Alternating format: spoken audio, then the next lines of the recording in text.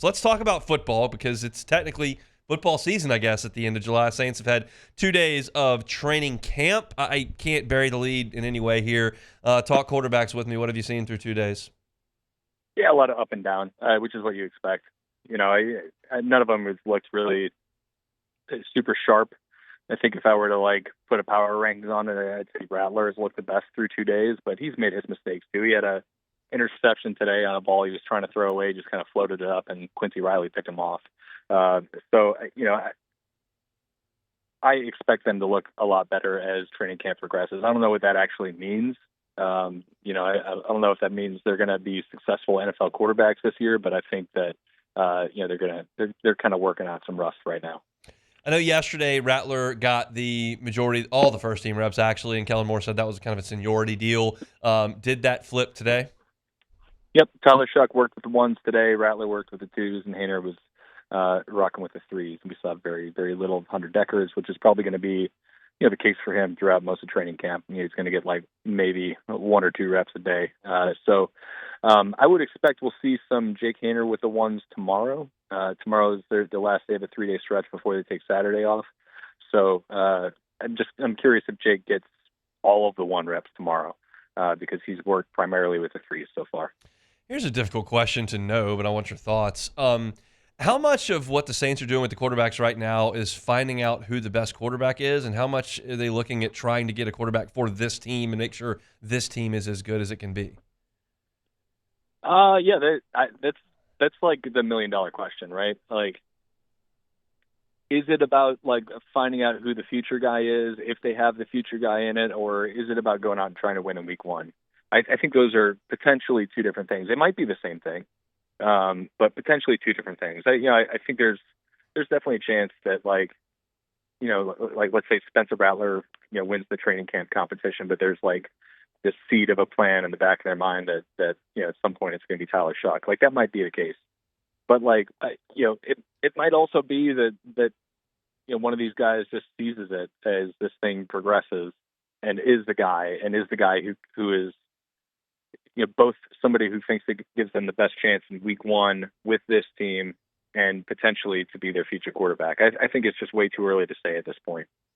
Give me a feel for how Kellen Moore and I'm blanking on Garrett's dad's name, Doug Nussmeier. Doug. Yeah. Doug's Nussmeier. How are they? What are their in terms of how hands-on they are with the actual quarterbacks during practice? What's the relationship like there? I think pretty hands-on. The same thing goes for Scott Tolzien, their quarterbacks coach. And, I think there's a reason for that. I mean, all 3 of those guys are former NFL quarterbacks. Yeah. And I think it's one of the reasons that made them comfortable with not going into this season with a veteran. I don't think they need somebody who's going to show them the ropes to how to do it because, Kellen Moore was a player 8 years ago, so yeah, I think those guys are kind of taking a very hands-on approach and are kind of in these guys' ears, and you can hear it just in the way they are answering questions. We had a chance to talk to the quarterbacks after practice today, and Tyler Shough's talking about how he's processing the play and he's hearing Scott Tolzien's voice in his head, with this little mantra that he keeps repeating, and it led to Shough having making a throwaway instead of trying to force something. So, I think that's a big part of what they're doing here with these young quarterbacks, is leaning on the experience of the coaching staff.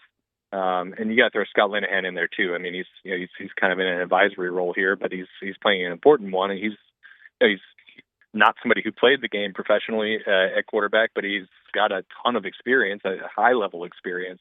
And I think they're playing a huge role in those guys' development. Talking with Luke Johnson, NOLA.com, covering the Saints, been out there for a couple days at practice. What do you think the relationship between Shough and Rattler is like right now? Yeah, it's kind of tough to pin down. I think they're saying the right stuff about it, but yeah, at the end of the day, they're competing for the same job. It's they're about the same age. They have a lot of similar stuff in their background. They're both from the Phoenix area. They kind of grew up in the same circles. But they are still, kind of at each other's throats in a way. It's friendly, but I don't think they're like hanging out and going playing golf after practice. Yeah, maybe they are, but I think there's a competitive edge to the room, which is, in my opinion, healthy. They just don't. They don't strike me as guys who are like buddy buddy. And I don't know if anybody in that quarterback room is really wired that way. And that's okay. They're out there competing for literally their careers at this point and trying to be a starting quarterback. So you figure there's certainly competition there. As long as it stays, as you meant, amicable, then everything's on the up and up. I think at this point, and I do want to clarify that. Like, I don't think it's I don't think it's going to be like toxic at any stage. I don't think it's like that. But I just don't think that they're like, it's like going to each other's houses afterwards to play Call of Duty or whatever. I just think they're in a competition. They're friendly enough, and I don't think it's ever going to be like one guy loses it and he's a problem for the locker room. If that makes sense. Yeah, sure. I think at this stage of camp, like, they're not even in full pads at this point. They're not doing much of anything in terms of contact. So injuries or would be the main story of non-contact stuff. Does it seem like a pretty healthy team at this point? Yep. I mean, 2 days in, full practice attendance. The only two guys we're kind of keeping an eye on, obviously, are Foster Moreau and Taysom Hill. Both of them started camp on the PUP list, but so far so good. Obviously, knock on all the wood you want to if you're a Saints fan. It's been probably their biggest issue the last couple of years, and the team with a lot of issues. Olave and Shaheed running nicely. Are they the first two wide receivers out there? Yeah. I mean, those guys are awesome, man. I really, really hope they stay healthy because they're so much fun to watch. And it's funny, like, because they're doing a competition, like, they're trying to get all of these quarterbacks reps with Olave and Shaheed. So it's really funny watching like those guys go up against like the third string, like fringe NFL guys, and to see the quarterbacks like immediately go like, "Where's Olave? You gotta get him the ball." Like Tyler Shuck's best throw of the day, like went to Shaheed for a touchdown, and he's just like back foot, and he's like, "Oh well, Shaheed's got like 4 steps on the guy. I'm just gonna fling it out there for him."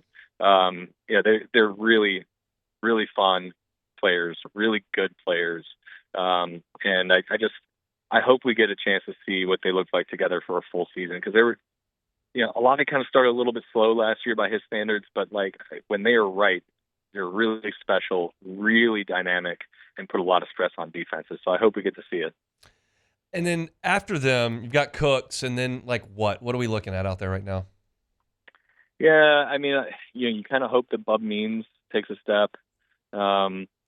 It's like Cedric Wilson's done some nice stuff in Kellen Moore's offenses in the past, but that was years ago. I don't think I would feel really comfortable going into a season relying on Cedric Wilson to be the guy. Mason Tipton, I think he's got uphill battle making the team. I mean, it's just nobody's really separated themselves to this point. I think Bub is the guy I've got the most confidence in, like developing into a legitimate receiving option as like a 3 or 4 wide receiver.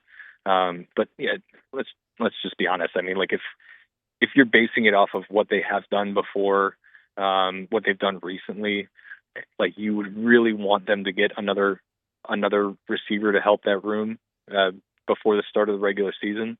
Maybe one of these guys takes off. Like, that's a legitimate possibility. It happens all the time. But yeah, just based off of what we know now, it just doesn't look very deep behind those guys. Last guy I want to mention on the offensive side, running back Kendre Miller. How's he look, and where is he in the depth chart right now? Yeah, he's on the field, which is good, right? Like, it was like we're like 5 minutes into the first training camp practice last year when he blew out his hamstring and missed like 5 weeks. So I think we just gotta see if he can stay on the field, and then that's first and foremost. And the second part of it is I think he's going to have some competition to make the roster. Like, they went out and added Cam Akers, who I think has looked fine.